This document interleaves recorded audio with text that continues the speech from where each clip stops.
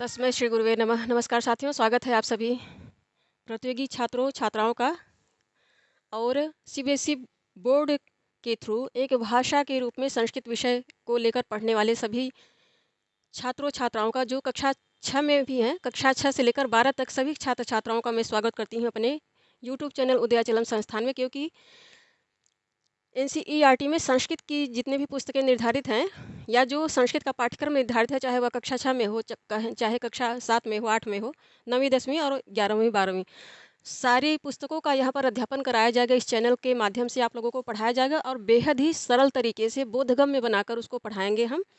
साथ ही full notes भी देंगे। पूरी पुस्तक में जितनी भी पाठ्य सामग्री आ रही है उसका फुल नोट्स भी यहाँ दे रहे हैं। तो आप लोग उसको नोट्स भी बना सकते हैं। यदि कक्षा 6 में है तो कक्षा 6 की रुचिरा पढ़ाया जा चुका है, चैनल पे डाल दिया गया है। आप उसको पढ़ के नोट्स बना लीजिए, सारी पुस्तक आपकी तैयार हो जाएगी। इसी प्रकार 8वीं का भी पढ़ाएंगे, 9वीं 8वीं 7वीं और 8वीं का भी पढ़ा देंगे। ये 9वीं 10वीं का जो कंबाइंड रूप से व्याकरण की पुस्तक निर्धारित है उसका अध्ययन हम लोग कर रहे हैं। अब इसको ख़त्म कर देंगे। इसके पश्चात शेमुशी पढ़ाएंगे। कक्षा 9-10 की शेमुशी पढ़ा देंगे। बीच बीच में कक्षा 7 और 8 की भी पुस्तकों को पढ़ा देंगे, जो पुस्तकें चलती हैं। तो एक प्रकार से कक्षा 6 से लेकर 12वीं तक जितनी भी एनसीईआरटी संस्कृत की पुस्तकें हैं सब पढ़ाई जाएंगी यहाँ पे फुल नोट्स के साथ। तो यदि आप केवीएस टीजीटी संस्कृत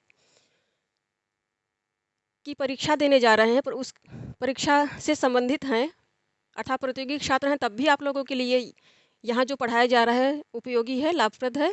और यदि आप सीबीएसई बोर्ड से पढ़ रहे हैं, संस्कृत भाषा को एक विषय के रूप में लेकर पढ़ रहे हैं, तब भी आपके लिए ये उपयोगी है। तो मैं आग्रह करूँगी कि आप और लोगों को भी बताएं, इस चैनल के विषय में बताएं। यहाँ जो पढ़ाया जा रहा है आप उसको देखिए, 1-2 बार देखें। चैनल पे नए हैं तो सब्सक्राइब करके इससे जुड़े, क्योंकि सारा पाठ्यक्रम मिलेगा। इसके पश्चात सीबीएसई बोर्ड का संस्कृत सारा पाठ्यक्रम ख़त्म करके हम यूपी बोर्ड का भी पढ़ाएंगे। तो इससे आप लोगों को बेहद ही लाभप्रद है। ये सारा पाठ्यक्रम जितना भी हम पढ़ा के डाल रहे हैं, यूट्यूब चैनल पे डाल रहे हैं, आप लोगों के लिए बेहद ही उपयोगी लाभप्रद है। आप लोग देखें, पूरा देखा करें, वीडियोज़ को पूरा देखा करें। अच्छा लगे तो लाइक भी करें। चैनल पे नए हैं तो सब्सक्राइब करें और बच्चों को भी बताएं जो सीबीएसई बोर्ड से संस्कृत भाषा को लेकर पढ़ रहे हैं, उनको भी बताएं।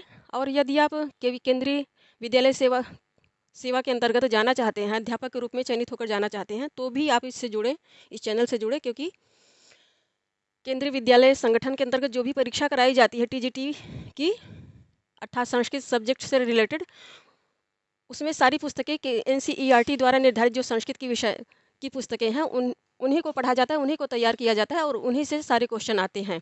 ये स्पष्ट रूप से कहा गया है। सिलेबस में भी सिलेबस डाल दिया गया है चैनल पे। आप सिलेबस भी केवीएस टीजीटी संस्कृत का सिलेबस भी वहाँ जाके देख सकते हैं। सब डाला गया है, एकदम डिटेल पढ़ाया गया है। सिलेबस को, पाठ्यक्रम को बताया गया है, पढ़ाया गया है और एक एक पॉइंट करके बताया भी गया है। तो आप लोग चैनल से जुड़े और अपनी तैयारी अच्छी करने के लिए, संस्कृत विषय में समझ बनाने के लिए, अब इसी के साथ हम आप लोगों को संभाषण भी सिखाएंगे। संभाषण के अंतर्गत हम आप लोगों को छोटे छोटे वाक्यों में अनुवाद करना सिखाएंगे। अनुवाद से ही प्रारंभ करेंगे। तो उस प्रशिक्षण शिविर होगा, उसका नाम संस्कृत संभाषण प्रशिक्षण शिविर करके होगा। प्लेलिस्ट पर, उसकी चैनल के प्लेलिस्ट पर वो आपको दिखेगा। जब आप खोलेंगे तो प्लेलिस्ट वहाँ बना दी गई है। अब वीडियोज़ भी पढ़ेंगे, जल्दी व्यवस्था हो जाएगी तो हम लोग लाइव भी पढ़ेंगे। तो आप लोग जुड़े इस चैनल से। प्रशिक्षण शिविर के अंतर्गत हम आप लोगों को संस्कृत बोलना भी सिखाएंगे, संस्कृत में अनुवाद करना भी सिखाएंगे, ताकि आप लोगों की लिखने में भी पकड़ बने।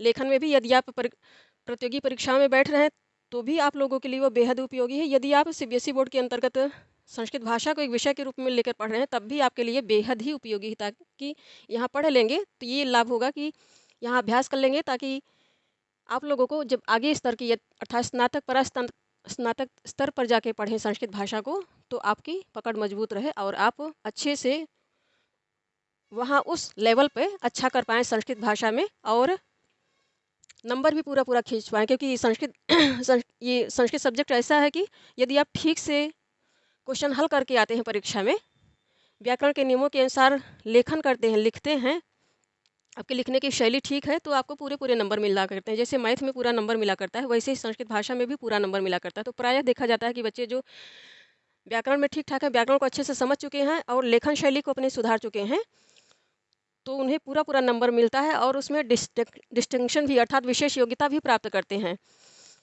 तो इसके लिए आप लोगों की लेखन शैली सुधरे, व्याकरण पे अच्छी पकड़ हो, उसके लिए यहाँ पे व्याकरण के जितने भी जैसे पाठ्यक्रम है 6, 7, 8 में जो भी व्याकरण का पोर्शन आ रहा है पुस्तक में, उसको हम बहुत अच्छे से पढ़ा रहे हैं। आप लोग देखिएगा, रुचिरा पढ़ा चुके हैं, रुचिरा को आप लोग देख लीजिएगा।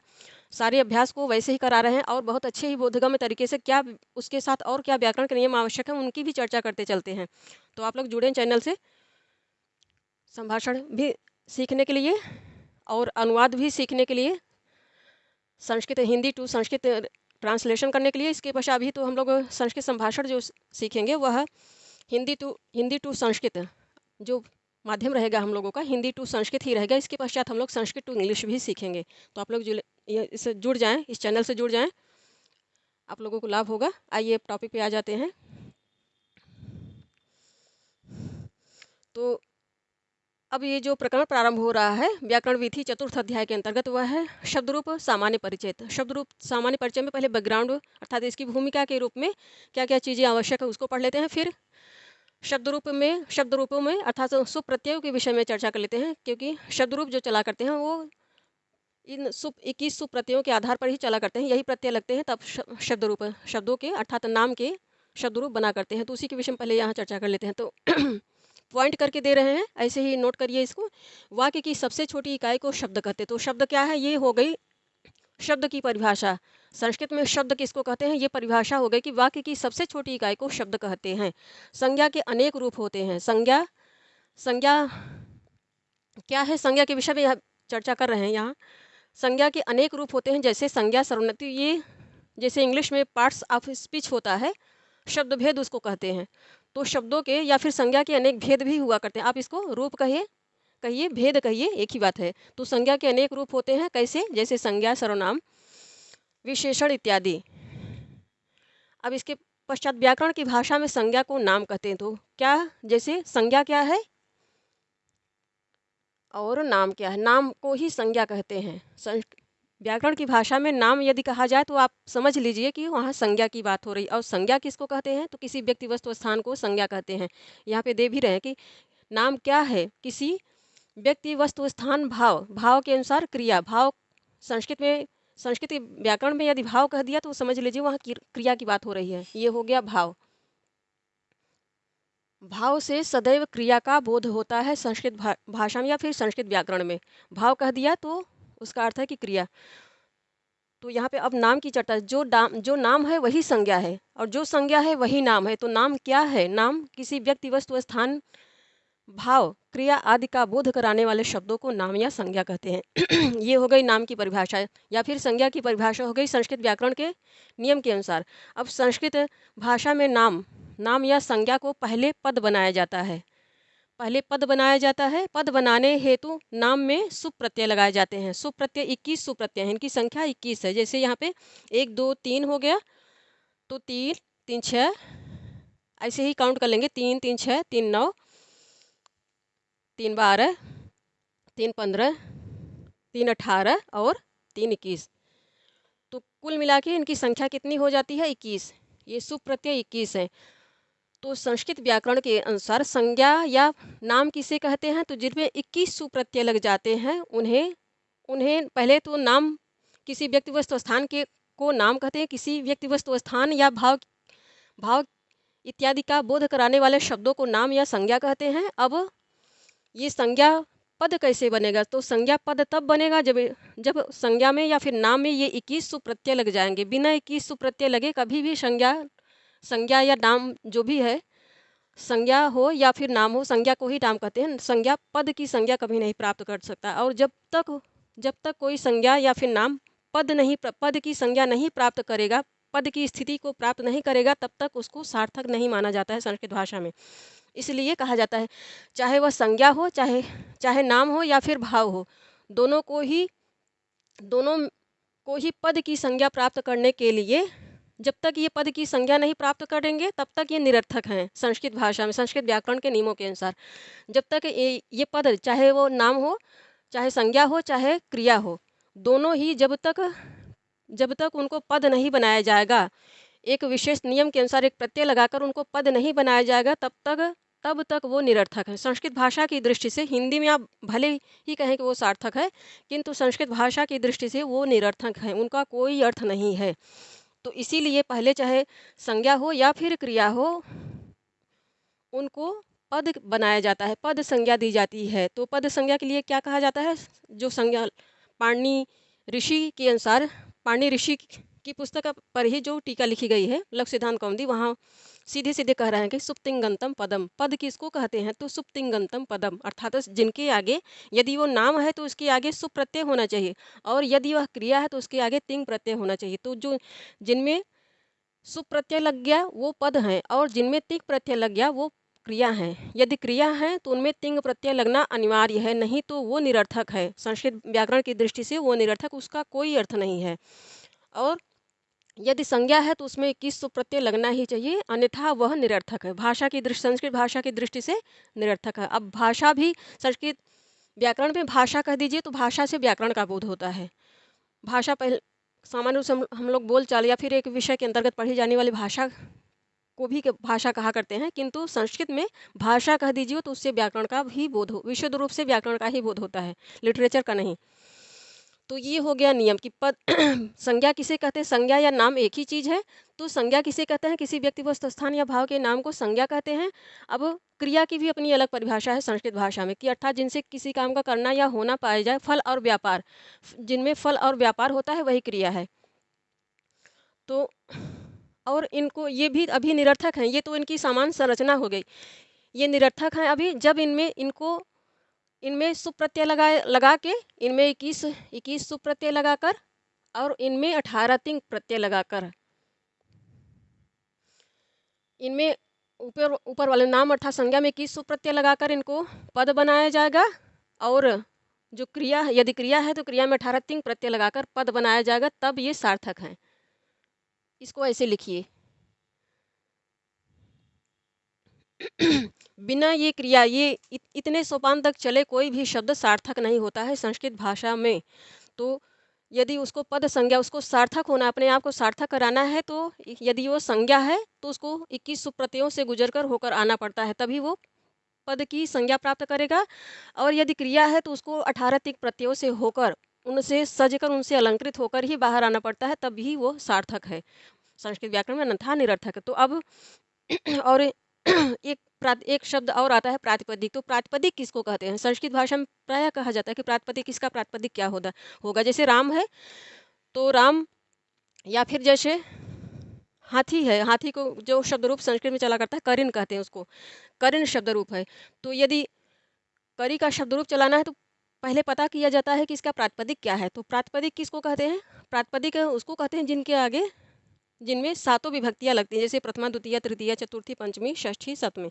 तो जिनमें सातों विभक्तियाँ लगती हैं उनको प्रातिपदिक कहते हैं। प्रातिपदिक कहने का ही अर्थ है कि वो सुप्रत्यय लग के आ रहे हैं, अर्थात वो पद बन के आ रहे हैं, पद बन के आ रहे हैं। प्रातिपदिक हैं तो वो स्पष्ट है कि वो संज्ञा ही होंगे, नाम ही होंगे, और वो पद बनकर आ रहे हैं। तो जिनमें सातों विभक्तियाँ लगा करती हैं उनको प्रातिपदिक कहते हैं। और पद बनने के लिए आवश्यक है कि यदि वो भाव है तो उसमें 18 तिंग प्रत्यय होते हैं। 18 तिंग प्रत्यय भी यहाँ दो भाग होते हैं, परस्मय पद, परस्मय पद और आत्मनेय पद। तो ये 6 प्रत्यय इसमें लग जाते हैं, इसमें 9 प्रत्यय लगेंगे, 9 प्रत्यय इसमें लग जाएंगे, 9 प्रत्यय इसमें लग जाएंगे, दोनों, तब 9 9 जोड़ दिया तो 18 हो गए। इसलिए 9 प्रत्यय जो हैं वो परस्मयपदी धातुओं में लगते हैं और 9 प्रत्यय आत्मनेपदी धातुओं में लगते हैं। तो इस प्रकार कुल जब दोनों को काउंट किया तो 18 तिंग प्रत्यय होते हैं, इसीलिए इनको 18 कहा जाता है, इनको 21 कहा जाता है।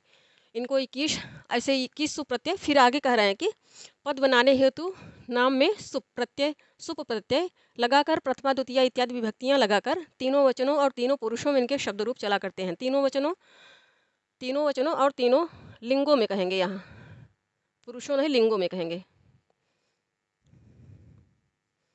तीनों वचनों और तीनों लिंगों में। जैसे पुरुष, पुल्लिंग, स्त्रीलिंग, नपुंसक लिंग। कितने संस्कृत में लिंग 3 होते हैं, 3 लिंग। कौन कौन से? पुल्लिंग, इसको पुल्लिंग कहते हैं, पुल्लिंग, स्त्रीलिंग और नपुंसक लिंग।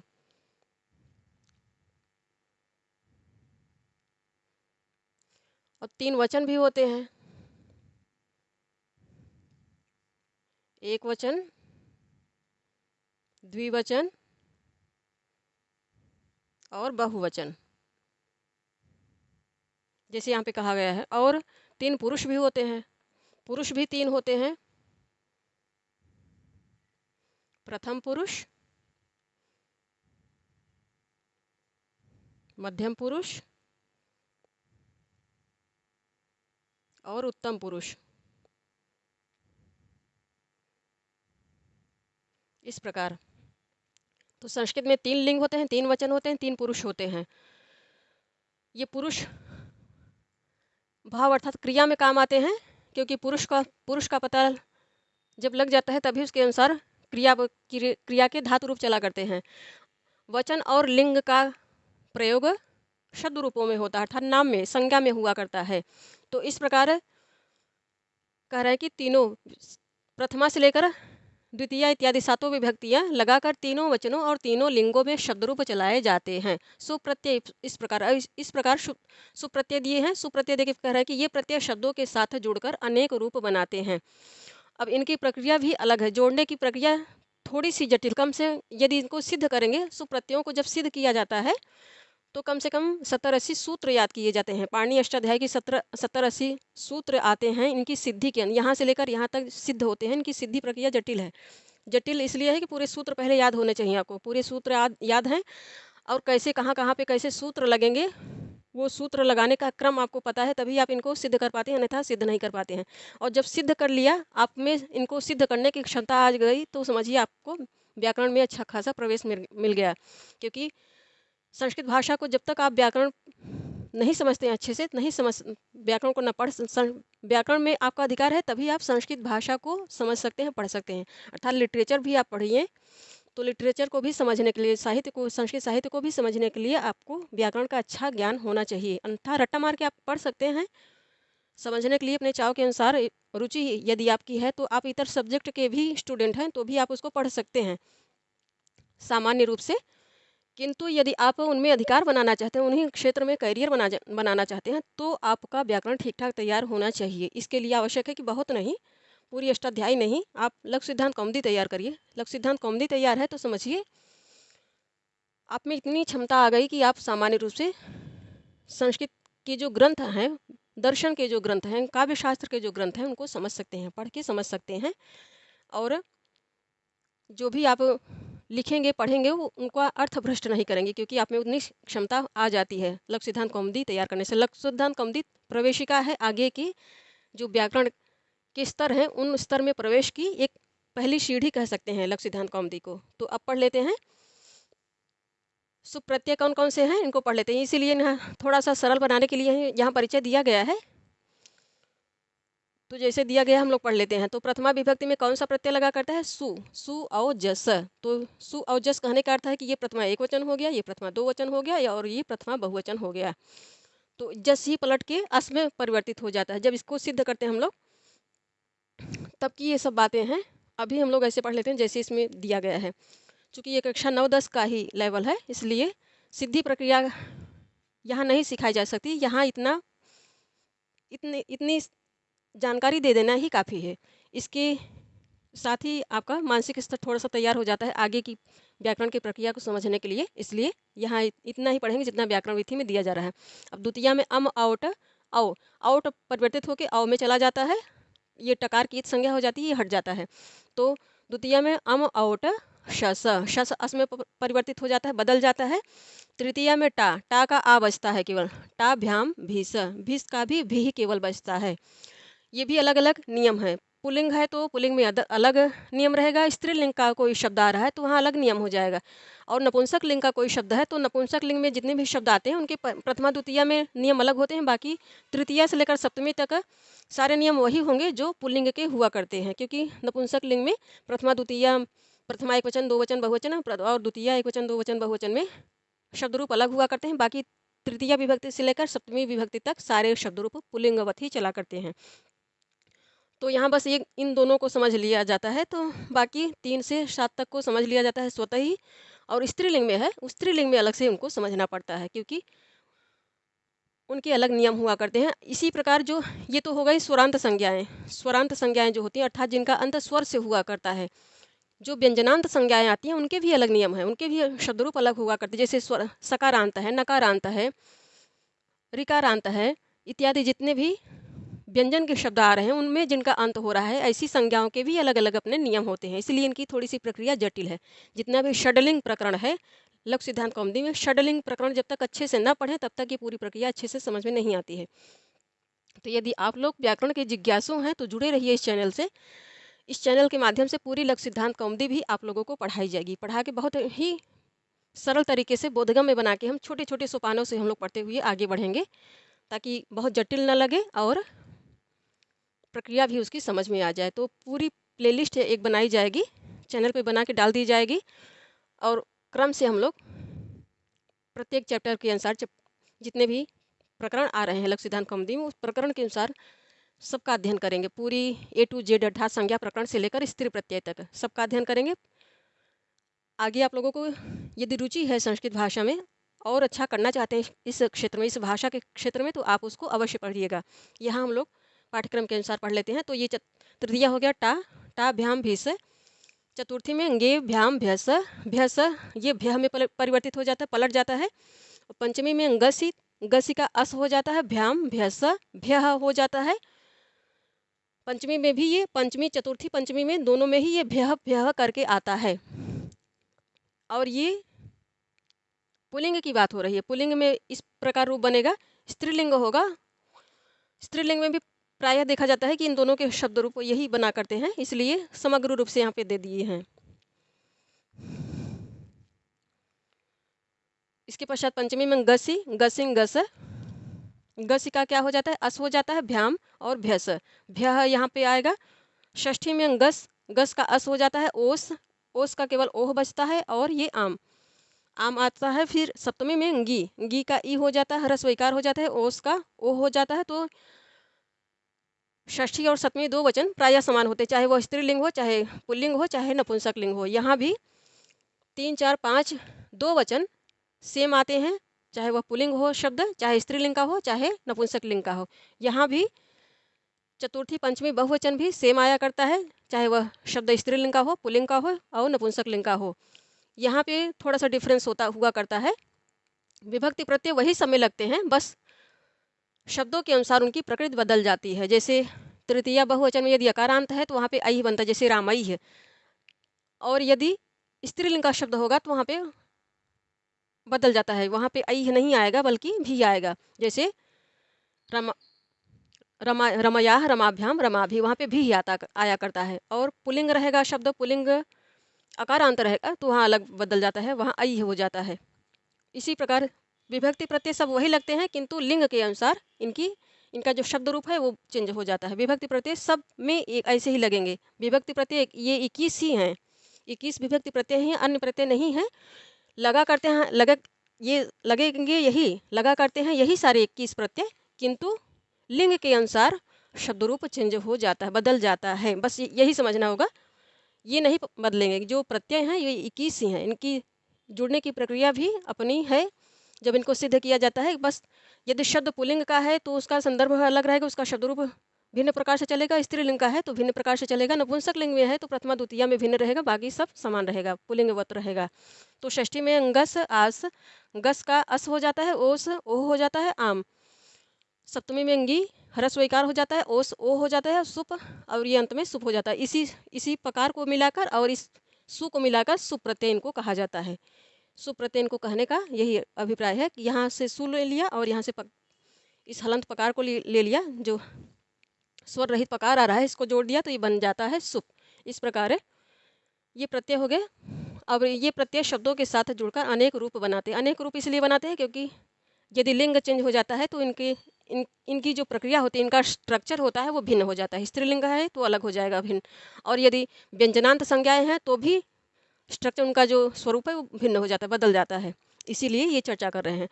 प्रत्यय 21 ही रहेंगे सब में, किंतु लिंग के अनुसार उनकी रूप उनकी प्रक्रिया चेंज हो जाती है।